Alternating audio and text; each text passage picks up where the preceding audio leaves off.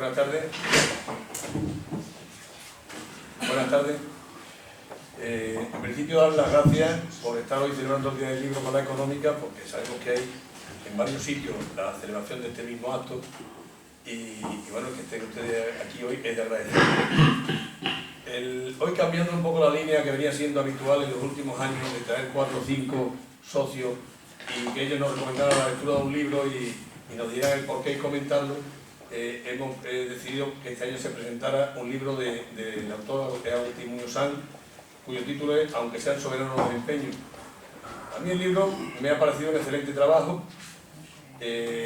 Como está hecho dentro del género de la novela, pues es un escrito ficticio, pero basado, por lo menos yo lo entiendo, basado en absolutas realidades, lo cual muestra los procesos de investigación que ha debido seguir Agustín para escribir este libro. En él, aunque ya nos hablarán los presentadores del mismo, nos narra por las intrigas y tragedias de la corte portuguesa, el tiempo de João II, que manda matar a muchos nobles, principalmente a su mayor enemigo, el duque de Braganza. Y además nos habla de la importancia que ha tenido Guadalupe y dentro de lo que es de Guadalupe, Extremadura, en el alto contenido científico que tenía la puebla de Guadalupe, sobre todo en el campo de la medicina, donde los monjes jerónimos eran auténticos expertos y auténticos científicos.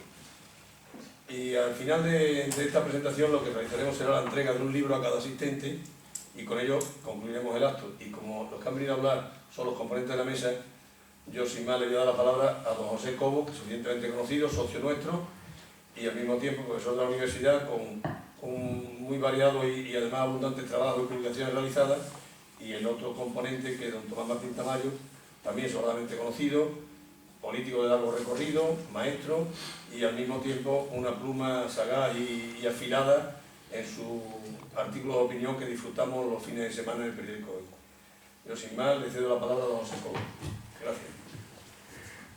Muchas gracias, buenas tardes y siempre es una oportunidad buenísima hablar en público porque los que ya tenemos cierta edad y en casa ya no nos dejan hablar, nos pensionamos. Yo tengo la suerte además de que como doy clases, en mis clases me desahogo, ¿verdad? Pero en cualquier caso es oportuno de agradecerle tanto a Agustín como a la Económica el acto que vamos a celebrar. En 1872, el extremeño de Campanario, Eduardo Lozano y Ponce de León, uno de los grandes krausistas, uno de los grandes innovadores de la enseñanza en España, escribe una obra que se llamó La educación y la internacional.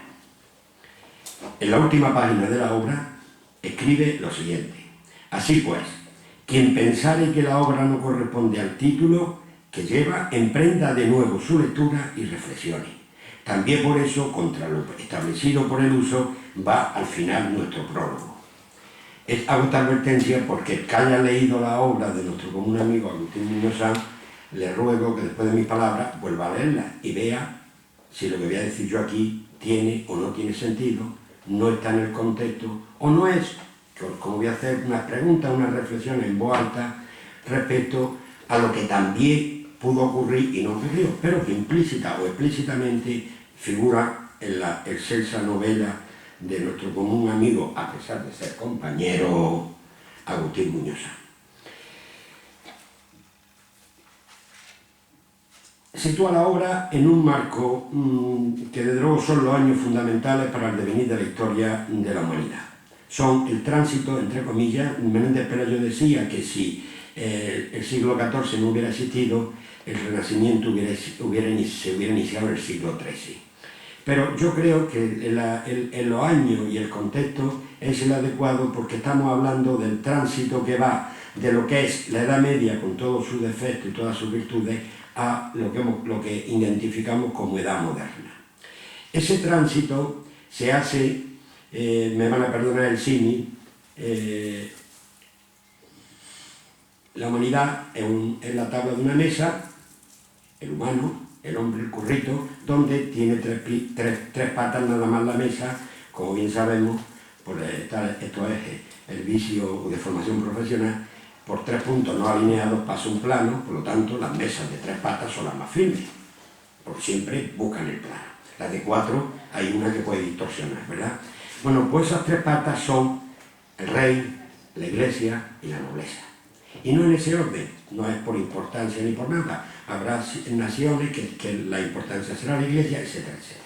Bueno, pues dicho esto, decir que en la obra está perfectamente clarificado esos tres pilares. Y a mi modo de entender, con un tratamiento muy aceptable y también, a mi modo de entender, también muy bueno. Ahora bien, lo que en España podemos llamar la Edad Moderna, a mi modo de entender, y es discutible, y por eso nos podemos hasta pegar sin viene al caso, se manifiesta lo que es la Edad Moderna en tres focos, que es la Rábida, Guadalupe y Lisboa. Voy a intentar, verán, justificar el por qué digo esto. Y es bajo este prisma donde yo voy a interpretar lo que nos narra Agustín Muñoz Sanz en su novela. Para ello voy a interpelar con reflexiones y con preguntas al auditorio, pero ojo, no un examen, es decir, que no voy a preguntar las respuestas, ni voy a hacer ustedes al final ni nada de eso.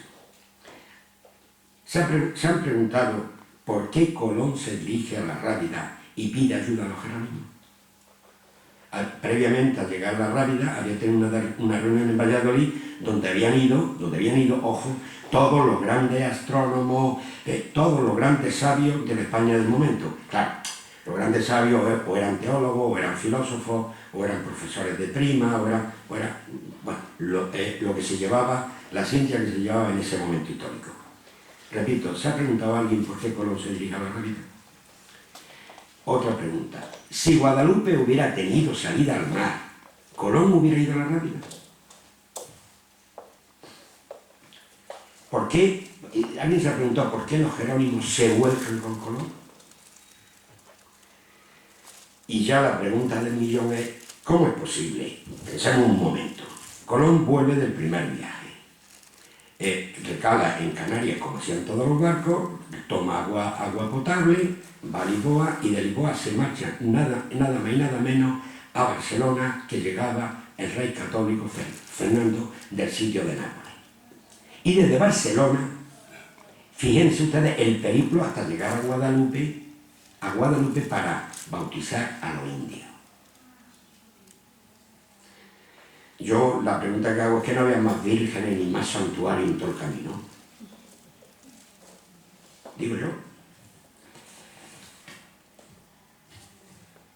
Un tema que está muy aceptablemente tratado porque además con sentido, yo diría, religioso en el sentido amplio de la palabra, no de profesión de fe ni nada de eso, el tema de la Inquisición. Entonces mi pregunta, que voy a intentar también justificar algo, es ¿a cuento de qué viene la Inquisición dentro de la orden de los jerónimos? Que había conversos, en todas las órdenes, y no solo religiosos, sino militares, es que era el salvaconducto que tenía el converso. Donde se encontraba seguro era en la orden. No es más que poner entre paréntesis o abrir un gran corchete y comentar, no está demostrado, pero Benito Arias Montano, que por lo visto procedía, no era cristiano viejo, y sin embargo fue de la Orden de Santiago. Es decir, que la seguridad para el converso estaba bien en orden religiosa o bien en órdenes militares. Intentaré también responder bajo mi criterio a qué se debe eso. Evidentemente estas no son las únicas preguntas, porque cada capítulo de esa obra es un desarrollo particular. Y me vino a la memoria lo que un buen amigo mío me dijo en cierta ocasión: mire usted, Cobo, una novela es un trabajo de investigación en que se le han quitado las notas a pie de página, lo cual significa que en el contexto se entiende perfectamente y no hay que poner ninguna señal. Digo, hombre, yo me he hecho un poquito así, dice, no, en las primeras pruebas de imprenta se borran los nombres que se han puesto y se inventa. Y en ese sentido también creo que es la obra de Agustín Muñoz Sanz. Todos sabemos, o hemos leído, o hemos oído alguna vez que el siglo XV comienza, yo voy a referirme al pensamiento y en particular al pensamiento científico, empieza con el pensamiento único, y sobre todo en Europa de fuerte arraigambre cristiana, Aristóteles, aunque desde el siglo XII y XIII ya se había cuestionado, entre comillas, sobre todo su órgano, que luego finiquitará allá por el siglo XIX con Stuart Mill y compañía, ¿verdad?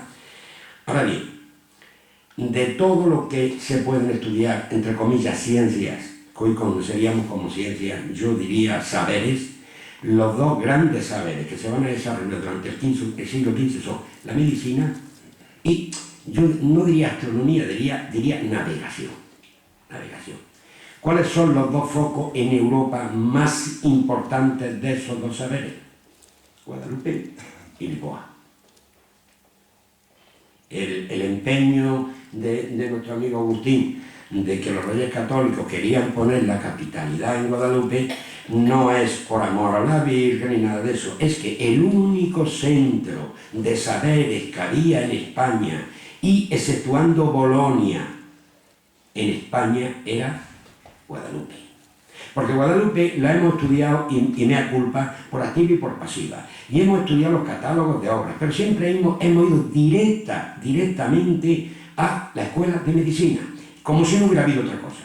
Cuando uno lee los catálogos, vuelve a leer los catálogos de la biblioteca de Guadalupe, es que estaba todo. No eran solo los textos de medicina, en absoluto, estaba todo. Todo el pensamiento europeo, medieval, etc., estaba en Guadalupe. Por lo tanto, era un centro de saber. No era solo un centro de medicina. Aunque, fundamentalmente, evidentemente, la medicina y la cirugía ocuparán un lugar muy destacado. ¿Qué pasaba con la otra ciencia, entre comillas, que yo he llamado la navegación, astronomía, cosmografía, etcétera, etcétera? Porque el centro neurálgico de Europa estaba en Zagreb, estaba en Portugal. La escuela fue fundada por Enrique el Navegante. Por cierto, que nunca se montó en un barco, pero bueno, ha pasado la historia como Enrique el Navegante. Es decir, los dos grandes saberes que se están desarrollando en Europa están en Guadalupe y en Portugal. Por lo tanto, no era ninguna tontería de la unidad ibérica, no era ninguna tontería. Es que de donde van a emanar todo el pensamiento, o donde hubiera emanado todo el pensamiento para Europa del Renacimiento, hubieran sido esos dos centros si hubieran seguido otro camino. Bueno.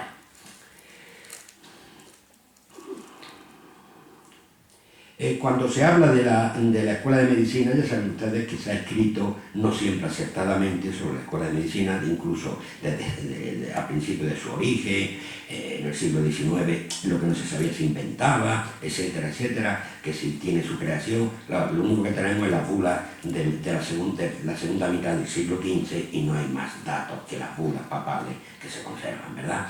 Entonces, la pregunta es, y además se ha dicho, y hasta la saciedad, que claro que había lo que se conocía los hospitalí en la Edad Media para refugio de los peregrinos, etcétera, etcétera. Vamos a ser un poco coherentes en el sentido de que peregrinación en la Europa de los siglos XIII, XIV y XV hay no solo en España, hay en muchísimos sitios, y hospitalí para recuperar a los peregrinos, para curarles las llagas, etcétera, etcétera, hay en todos lados.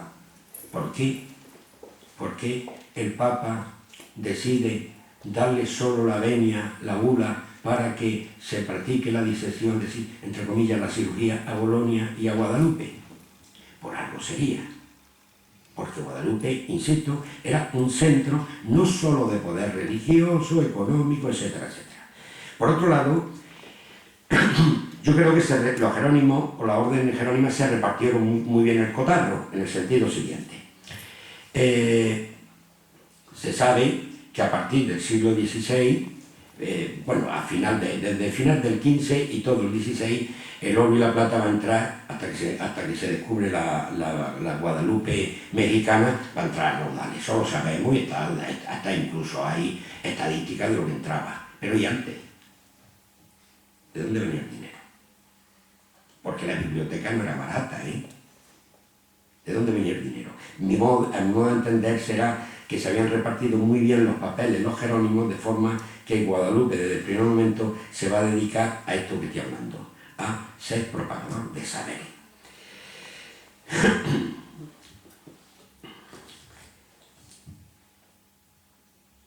No no quiero seguir al pie de la letra el guión, ¿verdad? Porque esto da la impresión de que se ha madurado. Cuando Agustín Muñoz Sanz nos relata la Inquisición, yo me planteé el por qué la Inquisición. Quizás la primera pregunta es ¿por qué Colón desde Barcelona hace el peregrinaje hasta Guadalupe para bautizar a los indios? Yo tengo una pregunta que es muy simple, ¿verdad? Perdón, una respuesta que es muy simple, pero yo creo que puede ser hasta acertada.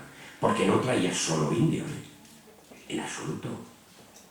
¿Qué podía traer?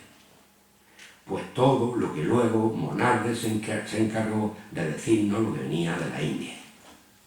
¿Qué traían? Plantas medicinales, minerales. ¿Y por qué se puede asegurar, entre comillas, eso que digo? Hombre, porque una de las cosas que menos están estudiadas dentro de que Guadalupe necesita un estudio con bastante más profundidad, al cual no me apunto, pero ya no tengo edad, es la botica. Es que la botica de Guadalupe fue muy importante. De la botica de Guadalupe no han descrito hasta el local en que estaba, lo bello que era, que si en la entrada tenía una estatua, muy bonito. Y es en el año 67, 68, no me crean bien la fecha, hay una tesis doctoral que es la botica de Guadalupe. Y la botica de Guadalupe no era solo expender los medicamentos, es que era fábrica. Es que era la auténtica botica propia del Renacimiento. Y se destilaba. ¿Y quién sabían destilar? Pues los judíos, si eso está claro. Cojan ustedes la lista de destiladores en la destilería que montó en el Escorial Felipe II. A ver cuántos cristianos viejos me encuentran. Algunos que otros extremeños, por ejemplo, de Santiago, que era converso. Por ejemplo. Es decir, que la Inquisición no va solo a fiscalizar, porque ¿qué podían sacar con condenar a un fraile? Rencillas personales, porque dinero no tenía. La Inquisición se dedicaba a quitarle las perras. ¿Quién las tenía? ¿Quién las tenía? Pues los comerciantes, etcétera, etcétera. Es decir, ¿por qué se quiere vigilar, como muy bien nos narra al prior? Porque en algún momento determinado a la orden se le fue de las manos aquellas cosas que hacían en la botica, y hasta ahí está muy claro. Es decir, es que entonces era alquimia, y la alquimia pues tenía la parte positiva, que ya la había dejado con San Alberto Magno escrita, y había parte que no era positiva, que era peligrosa. Por lo tanto, yo creo que la Inquisición va para averiguar. ¿Y qué podía averiguar? Pues qué resultado estaban dando todos los productos que venían de América. Por lo tanto, yo creo que eso intentaría justificar de alguna forma por qué el viaje con los indios desde Barcelona a Guadalupe, y por otro lado, el papel de la Inquisición en ese momento.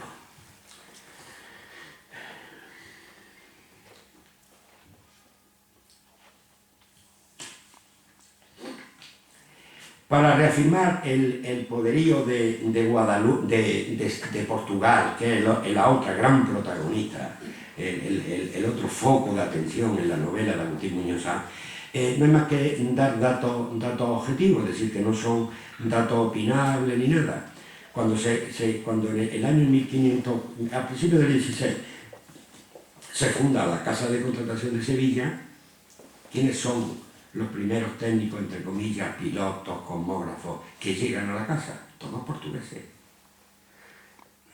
Pero es que se saltan unos pocos de años, se saltan no mucho, y Felipe II crea la Academia de Matemáticas en Madrid. ¿Quiénes son los profesores? Portugueses. Es decir, lo que pudiéramos llamar ciencia positiva, como podía ser la cosmografía, la astronomía, positiva y aplicada, se daba en Portugal. Mientras que cuando uno lee los libros de visita del monasterio de la Academia de Medicina de Guadalupe, por allí pasan prácticamente personajes de toda Europa. Es decir, la gente sabía dónde iba.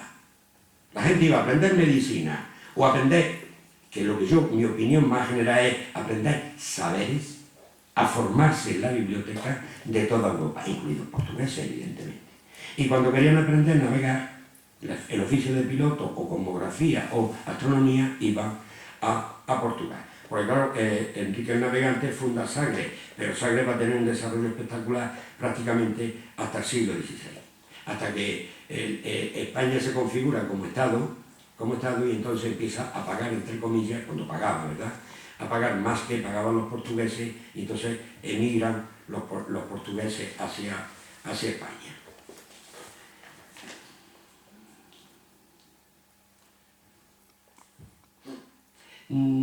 Para ahondar en lo que estoy diciendo, es decir, que en España se va a dedicar fundamentalmente al saber científico de la medicina, porque he hablado de que Colón se entrevista en Valladolid con los grandes cosmógrafos. Pues hay otro dato también que es objetivo, es decir, que eso está escrito, ¿no?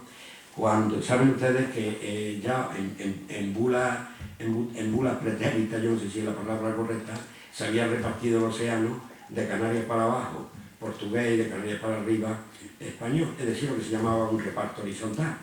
Cuando Colón llega a la República Dominicana y cae en la cuenta que está debajo, entonces correspondía a Portugal. Entonces enseguida hubo el movimiento diplomático en Roma y en 2 días, en menos de 3 días serán 2 bulas distintas el Papa, porque los reyes católicos no están conformes. Y al final se hace el reparto de polo a polo, es decir, el reparto vertical. Y además el primero era el Tratado de Alcoseba y el segundo el Tratado de Tordesillas. Y además allí se especificaba cómo había que calcular esa línea. Bueno, pues se ponen los sesudos españoles a averiguar. Claro, a quien llama los reyes católicos para que le interpreten aquello es al obispo de no sé dónde, al obispo de no sé cuánto, como si aquello fuera inspiración divina, ¿verdad? Y claro, para entendernos, ni idea.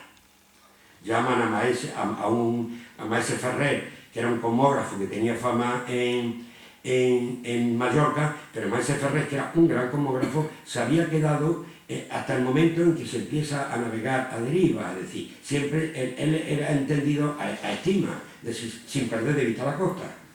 Que era lo que hacían en el Mediterráneo, pues, portugueses, mallorquines, catalanes, italianos, etcétera, etcétera. Pero cuando se empieza a navegar a deriva, que es con aparato, el astrolabio, lo otro, la aguja náutica, etcétera, etcétera, quien manejaba aquellos aparatos no eran ni italianos, ni catalanes, ni españoles, eran portugueses. Y cuando van a repartir ellos, pues claro, los portugueses se frotaban las manos. Yo imagino a Juan I diciendo, aleluya, nos vamos a quedar con todo. ¿Por qué? Porque no había, insisto, nadie que entendiera. Y fue la intuición la que, con bastantes errores, la que hizo que se repartiera medio aceptable. Pero los testimonios están ahí. Nadie sabía interpretar aquello. Es decir, que Lisboa, Portugal, era un foco que era apetecible, evidentemente, para el rey católico. Es decir, que el hacer la unidad ibérica, el Estado ibérico y la capitalidad Guadalupe, además de las connotaciones que queramos añadirle, religiosas, políticas y tal, estaba también un interés manifiesto porque los saberes estaban a caballo entre Guadalupe y Portugal. Bueno, yo voy a terminar por decir que no me inviten más a la presentación de tu obra, que ya me la he leído 3 veces. Y yo creo que ya me merezco un descanso.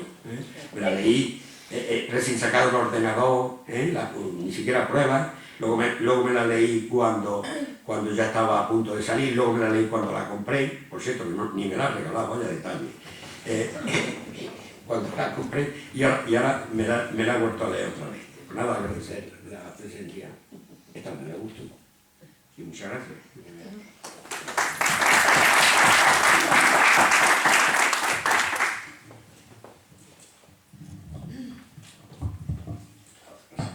Pues buenas noches. Yo quiero empezar por el capítulo de los agradecimientos. Primero la sociedad económica, porque tiene vocación de actos singulares. La evidencia está en esta sala, 100 butacas, no hay más puestos. Por tanto, este es un acto singular como casi todo lo que hacéis. Estáis cubriendo desde hace muchos años un lugar importante en la cultura pacense y es de agradecer. Gracias también a mi amigo Agustín Muñoz Sam, primero por haberse acordado de mí, aunque tampoco me ha regalado el libro. Me costó 29 euros, 28, por haberse acordado de mí, y segundo, pues porque la segunda lectura que he hecho de la novela, la primera vez la leí cuando salió hace aproximadamente un año, y la segunda mediada de la Semana Santa, y ha sido un placer enorme. Yo creo sinceramente que estamos ante una obra que merecería mucho más alto vuelo. Agustín ha hecho, yo creo que la obra de su vida, la obra literaria de su vida. Ojalá me confunda, pero ya hubo muchos que dijeron cuando salió Don Quijote de la Mancha, ya vaticinaron que Cervantes no sería capaz de superarlo. Yo me gustaría que leer otra cosa de Agustín que sea de la magnitud, de la profundidad, de la densidad que tiene esta obra. Porque es que es una obra que lo coge todo. De alguna forma me van a permitir ustedes que tenga que improvisar porque Pepe y yo hemos leído el mismo libro y hemos sacado prácticamente las mismas conclusiones. Yo traía un guión pensando que iba a ser yo el primero que hablara, pero ya se saben las dificultades del segundo. Vamos a ver cuando le toque a Agustín el tercero. Esta mañana hemos coincidido, Agustín y yo, en la presentación, en la puesta de largo de una obra en la Biblioteca de Extremadura que ha regalado un insigne pacense, Francisco Serrano. Ha sido el romancero, la primera edición del romance del Mío Cid. Y en su intervención, el dadivoso extremeño, porque ha regalado un libro que vale muchos millones de pesetas, eso es difícil hacerlo, y mucho más tratándose de un bibliófilo, pues en su intervención decía que él escribe historia porque es lo que vale, ya que la ficción la escribe cualquiera. Hombre, yo creo que es una licencia que él se ha permitido, porque la historia no la puede hacer cualquiera, la ficción no la puede hacer cualquiera, y desde luego todavía es mucho más complicado hacer una historia novelada, que es lo que ha hecho Agustín. Entonces yo le pregunté, cuando acabó la intervención, le pregunté, oye, ¿y qué opina de la ficción? Ya sé lo que opina. ¿Qué opina de la historia novelada? Y dice, bueno, en eso ni me meto. Hace mal porque se pierde el goce espiritual que da leer una obra como esta. La obra, antes de empezar, o antes de continuar lo que ha dicho ya Pepe, la obra tiene una dificultad inmensa, y es el puñetero puerto de Mirabete. Lo que hacemos los extremeños es muy difícil que pase el puente de Mirabete. Incluso tratándose de una obra que yo sé, yo tengo la certeza absoluta de que va a ser una obra que quede, y que va a ser una obra que se reivindique con el tiempo. Le puede pasar a Agustín pues lo mismo que le pasó al pobre Van Gogh, que no lo vea, pero esta obra quedará. Y llegará un momento en que se dé cuenta, incluso nos dirán que somos unos puñeteros trascalteños, porque habiendo tenido esto en nuestros días, prácticamente se quedó en Extremadura, pese a los esfuerzos de Agustín. La obra está editada por una editorial extremeña. Hay que agradecérselo a los editores extremeños que ponen su dinero, que arriesgan su dinero, pero que, claro, tienen unas dificultades que son prácticamente imposibles de superar. Primero, tienen que hacer ediciones pequeñas. Si hacen ediciones pequeñas, los libros son caros. Si los libros son caros, aunque solo se distribuyan en Extremadura, se venden poco. Y además, si se distribuye en Extremadura, prácticamente solo en Extremadura, pues tiene la dificultad de que los más medias no salen en los grandes medios de comunicación, no hay entrevistas en televisión, y por tanto ni los propios extremeños se acercan a comprarla. Esto es una evidencia, no es de ahora, lamentablemente esto ha sido, es, y yo creo que como no se haga a nivel institucional una distribuidora, esta mañana se lo he dicho a la consejera, en Extremadura no necesitamos más editoriales, lo que necesitamos es una buena distribuidora, una distribuidora que ponga un libro que salga de Extremadura y que merezca la pena en 17 o 18.000 puntos de venta en España. Esa es la dificultad mayor que tiene esta obra. Tiene otra dificultad. A mí no me gusta personalmente el título, se lo dije a Agustín el día que salió. Me parece que, aunque lo sean soberanos los empeños, es un título poco llamativo. Claro que después, cuando he visto La chica que soñaba con una cerilla y un bidón de gasolina, pues ya digo, bueno, lo de Agustín es una maravilla para lo que ha hecho este hombre, ¿no? Sin embargo, Steve Jackson, pues con la chica y con la chica del hotel de los molinos de viento, he leído la obra y no me acuerdo del título. Bueno, pues ha vendido 10 millones de ejemplares de cada una. ¿Por qué? Porque lo han sabido meter en una vía de distribución que ha llegado a todo sitio. Y esto es el pez que se muerde la cola, esto es la avalancha. Va engordando y le falta al buen libro de Agustín eso, que ojalá pudiéramos dar el trompetazo y que la gente en España sepan lo que ha salido de Extremadura. Yo me siento legítimamente orgulloso de conocer al autor y de haber leído una obra magnífica, que me ha hecho disfrutar mucho, porque es que esto es un compendio, Pepe lo ha dicho, esto es un compendio de todo. Aquí hay una cultura tremenda, aquí hay un conocimiento del género humano, de la psicología absoluto. Aquí hay descripciones preciosas. Aquí está la medicina. A Agustín le sale el sanador que lleva dentro, le sale por los 4 poros, por los 4 costados en esta obra. Aquí hay un descubrimiento, a mí me ha descubierto Agustín en esta obra Guadalupe.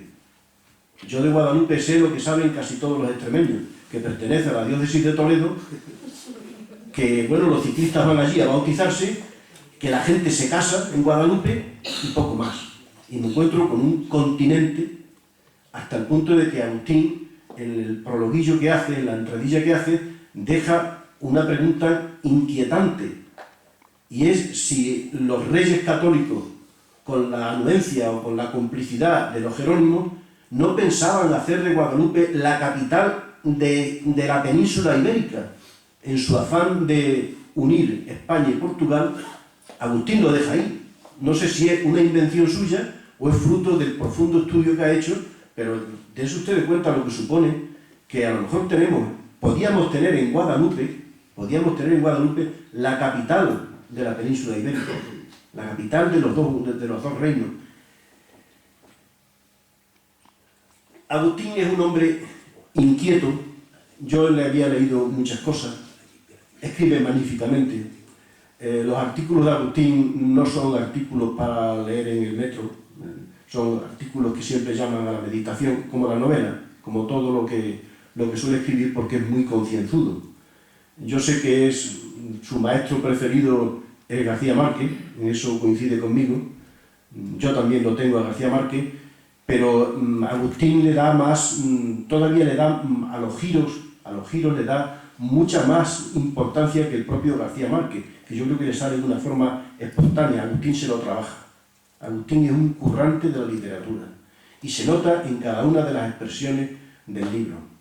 Los que no se hayan metido en estas 516 páginas tienen una buena oportunidad, porque es que capítulo a capítulo, cada uno de los 16 capítulos va desentrañando un mundo nuevo, va enseñando cosas nuevas. No improvisa, Agustín trabaja, Agustín investiga. Agustín nos va enseñando lo que tenemos en Extremadura, lo que era la España del siglo XV, siglo XVI. Él dice que en el XVI empieza la modernidad. Ahora se dice que todos los países del mundo están buscando un nuevo modelo económico. Tiene que haber una revolución económica. Agustín fija en el siglo X, finales del XV, principios del XVI, la modernidad, algo nuevo. Pero aquello, así como ahora es una revolución económica, Agustín nos presenta una convulsión social que iba a cambiar todos los esquemas de la época. Con una España que quería apoderarse de Portugal, con dos joyas como eran los reyes portugueses Juan I y Manuel II, con unas descripciones de lo que era la Inquisición. Hace Agustín una disección de cirujano fino de lo que era la Inquisición.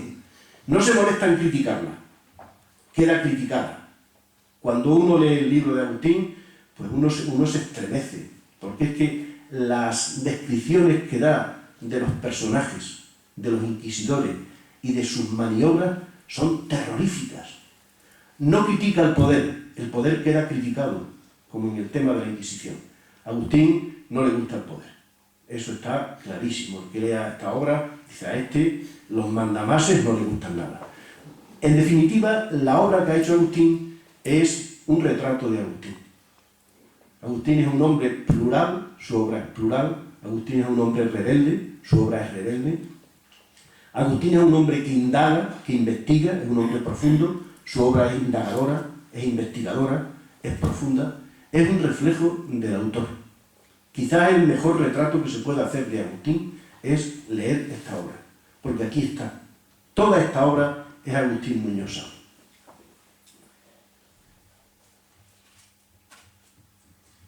La novela empieza con cierta dificultad.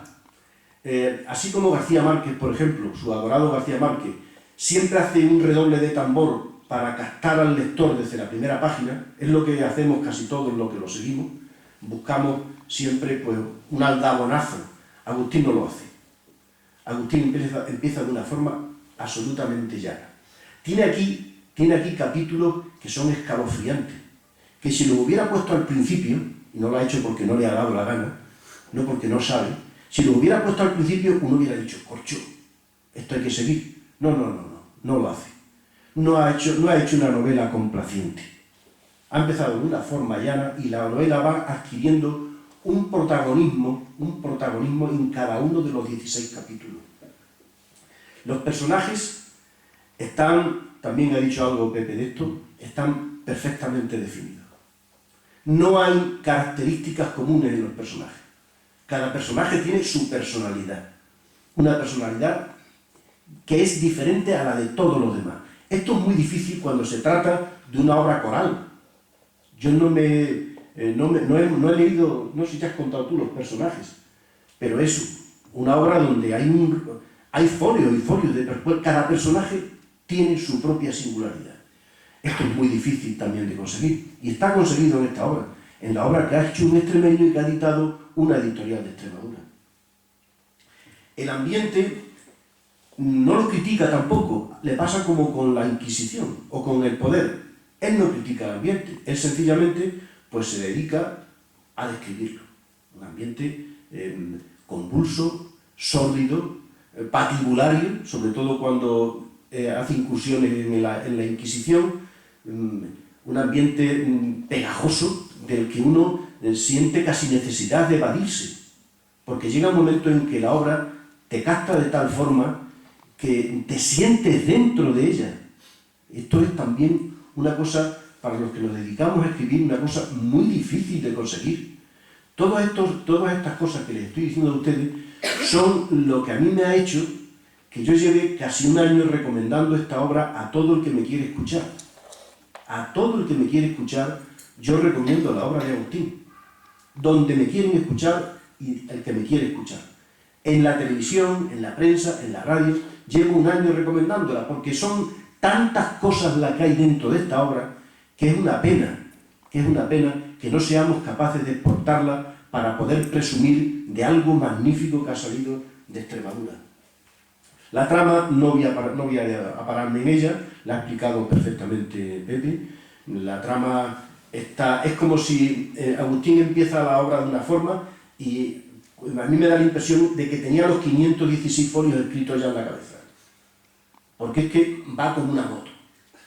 Va de principio a fin. Y mira que la obra es un poco atosigante en cuanto a los personajes, las circunstancias, los medios, el mundo un tanto estereotipado que mete dentro, los contrastes, España, Portugal, los reyes católicos, Guadalupe, la Inquisición, la convulsión de los siglos XV y XVI. Bueno, pues todo esto lo hace con una armonía de sinfonía. Y uno lo va captando perfectamente. Es otra de las características que a mí me han enamorado de esta novela. Yo, la primera novela, cuando me preguntan qué es lo que más te gusta, siempre digo que es García Márquez, mi autor preferido. Pero claro, la gente espera que diga 100 años de soledad. No, a mí la obra que más me gusta de García Márquez es La hojarasca, porque te presenta unos ambientes, es una obrita pequeña, no es como esta, pero te presenta unos ambientes también tan densos, tan cargados de intenciones, que uno se ve dentro de la hojarasca. Uno ve cómo el viento sopla las hojas en la calle. Bueno, pues aquí uno ve las relaciones humanas. Uno ve aquí qué poco hemos progresado. El hombre qué poquito ha progresado desde los siglos XV y XVI hasta ahora. Prácticamente las cosas que cuenta aquí Agustín son las cosas, ha cambiado mucho, claro. Hoy no se sube al patíbulo ni se le corta la cabeza a nadie que tenga pretensias de poder. Ha cambiado mucho, pero el hombre sigue siendo el mismo, grande y mezquino al mismo tiempo. Y todo eso está en esta obra también. Es una obra donde otra cosa que hace Agustín, además de usar su retranca, Agustín utiliza en algunas ocasiones, incluso cuando hablas con él, utiliza un humor que hay que entenderlo, porque no es un humor extremeño, es un humor a medio camino entre el gallego y quizás el murciano. Dense ustedes cuenta, por ejemplo, cómo empieza la entradilla que hace Agustín de su obra, que es necesaria, el que no la haya leído y tenga vocación de leerla, es necesario que se lea la entradilla. No es que la novela necesite un manual de instrucciones, no, pero Agustín da claves aquí. Y dense ustedes cuenta cómo empieza Agustín su obra. Caro leyente. Tiene tela, ¿eh? Caro leyente. No se molesta en decir querido lector, no, eso son tonterías. Caro leyente. Claro, esto se lo da a un chaval de instituto y ya sale corriendo. Porque esta no es una obra para no iniciados. Esta no es una obra para que la gente que no lee se inicie en la lectura. Esta es una obra para gente que ha leído, para gente que tiene paciencia y para gente que sabe saborear un buen vino. Esto no es una obra para emborracharse, esto es una obra para deleitarse. Dense ustedes cuenta la retranca que tiene Agustín. Dice, y también hizo una demostración real de su realeza mediante el tajo seco que decapitó en la plaza pública a don Fernando II, el tercer duque de Braganza. ¿Se puede decir, se puede expresar una decapitación de una forma más bonita? Es que, como estos pasajes se los encuentran ustedes a manta. Fíjense ustedes qué frase.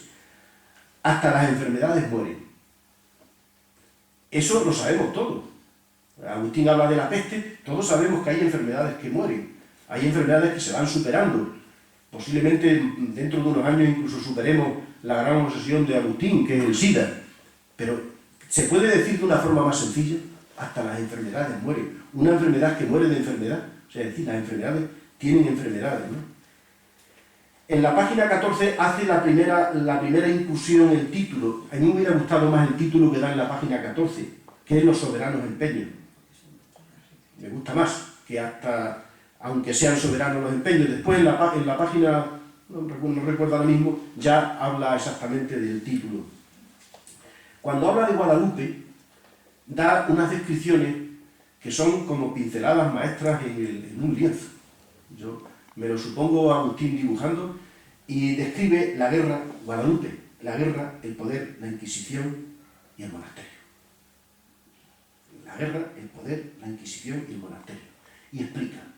Pero solamente con esas descripciones uno ya va diciendo, ya va entrando en lo que era aquel villorrio que era Guadalupe, porque si hoy es una villa, supongo que en el siglo XV sería un villorrio. No sé cuántos habitantes tendría, Agustín, pero poquísimo. Y es una obra también donde las relaciones humanas quedan a merced del lector, para que el lector vaya interpretándolas, porque otra singularidad de esta obra que ha escrito Agustín es que él la escribe como si estuviera dirigiendo, o sea, él no se inmiscuye, a él no se le ve cabreado contra el poder ni contra las traiciones, no, él cabrea a sus personajes y sus personajes son los que nos transmiten la miseria humana que hay en muchas relaciones de aquella sociedad. Las zancadillas que se ponen unos a otros, el ansia de poder, cómo surgen las trampas incluso entre la propia familia. Cómo no hay límite a la hora de captar más poder, más dinero, más poder, más dinero, más poder, más dinero. Gira mucho la obra en torno al poder, a la capacidad de mandar sobre los demás, a la capacidad de dirigir la sociedad. Hay una... Por eso yo le preguntaba al dadivoso extremeño que ha regalado el romancero, le preguntaba que qué opinaba de la novela histórica, y él la despreciaba un poco, pero Agustín se ha debido quemar las pestañas antes de hacer esta obra. Eso no cabe duda. La obra es una novela, pero aquí tanto dato histórico, hay un conocimiento tan profundo de la sociedad que señala, de la sociedad que denuncia, hay un conocimiento tan profundo de las relaciones, del Reino de España, de los Reyes Católicos, de Portugal, de por dónde iba Europa, parte de aquí. En el siglo XV también sitúa Agustín el nacimiento de Europa. Hay un conocimiento tan profundo que evidentemente otro de los aderezos que tiene esta obra es la investigación que Agustín ha hecho, supongo que a base de muchos años, de muchos viajes a Guadalupe, y sin embargo nos la sirven 516 folios, que es una maravilla. Enterarse de todo lo que él, durante posiblemente años, ha ido captando y recopilando y anotando, y yo con 516 folios, es decir, con una semana de lectura, me entero de todo. Es una obra que no es solamente una novela, es una obra que enseña. La novela puede pasar si no tiene otro continente, pero Agustín le da un contenido. Es una obra didáctica que va enseñando, que va señalando cada uno de los momentos cruciales de la historia, del momento que él relata.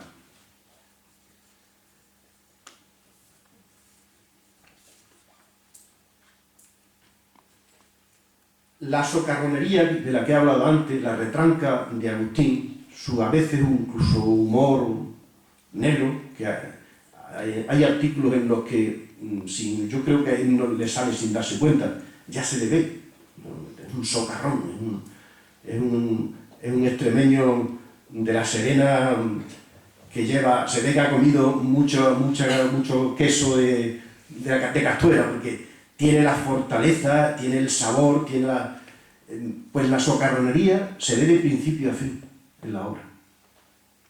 Se cachondea en muchos momentos de las circunstancias que está denunciando, que es una cosa que produce cierto estremecimiento, porque está denunciando hechos escalofriantes, pero lo hace con tal gracejo que él se sitúa por encima y deja que los demás se peleen. Él echa a pelear a los demás y él se mantiene una especie de Poncio Pilato, se mantiene en la tribuna, pero es él. Todos los personajes son él. La Inquisición es él. Juan I y Manuel II son él. Los Reyes Católicos son él. Aquí está Agustín. Y esa es otra de las grandes aportaciones que tiene esta novela, porque a mí me parece que tener la suerte de tener a un personaje singular entre nosotros es una cosa grande. Y prácticamente acabo. Recomendarles a ustedes, el que no lo haya hecho, que lea la obra. Creo que me lo va a agradecer. Y además que la lea con mucha tranquilidad.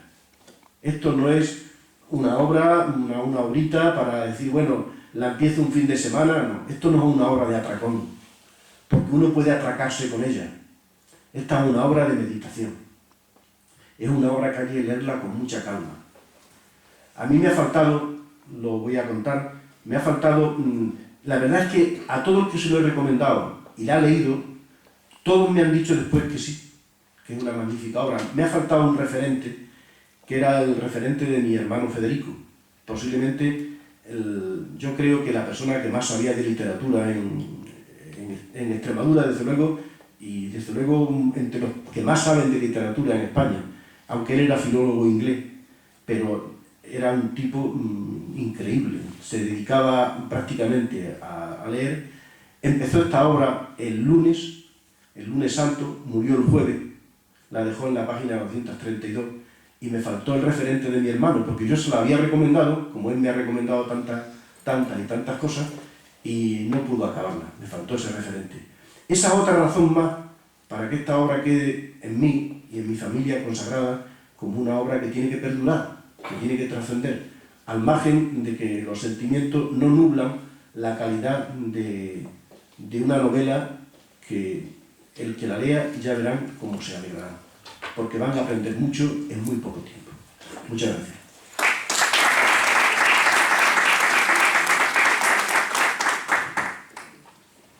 Bueno, buenas tardes. Estarán ustedes ya algo cansados y no les voy yo a cansar más. Antes que nada...